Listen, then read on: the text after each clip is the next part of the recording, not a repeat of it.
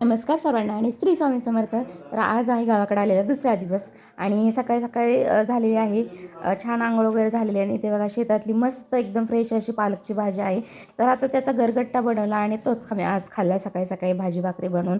त्याच्यानंतर सुरुवात केली फराळाचं बनवायला. तर हे लाडू कशाचे आहेत तुम्ही ओळखा आणि मला सांगा. हे लाडू बनवले अगोदर आणि त्याच्यानंतर मग आम्ही बनवलेली आहे ती चकली. तर ह्या लाडूचं नाव मी सांगणार नाही, मला कमेंट करून तुम्ही सांगा हे लाडू कशाचे आहेत ते. त्याच्यानंतर इथे मग लाडू बनवून झाल्यानंतर चकली बनवायला घेतलेली आहे आणि आपली चकलीसुद्धा मग छान अशी बनवून झालेली आहे.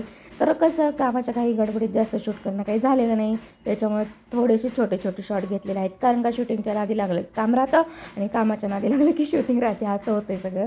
तर इथे बघा चकली तयार आहे छान अशी. तर ह्या चकलीची रेसिपी ना मी दिवाळीमध्ये तुमच्यासोबत शेअर करणार आहे. खूप छान टेस्ट अशी चकली होती. ही चकली बनवल्यानंतर तुम्ही दुसरी कोणतीही चकली खाणार नाही. आता ह्या चकलीमध्ये थोडासा रंग वेगवेगळा दिसतो, तर त्याचं कारणसुद्धा मी तुम्हाला वेगळा दिसण्याचं कारण असं आहे का, मीच चकली पाडत होते आणि मीच तळत होते आणि तेही लाईटवरच्या शेगडीवर. तर त्याचं जजमेंट मला इतकं नाही आहे. ते कधी कमी तर एकदम कमी केलं का कमी व्हायचं, जास्त केलं का जास्त व्हायचं, त्यामुळे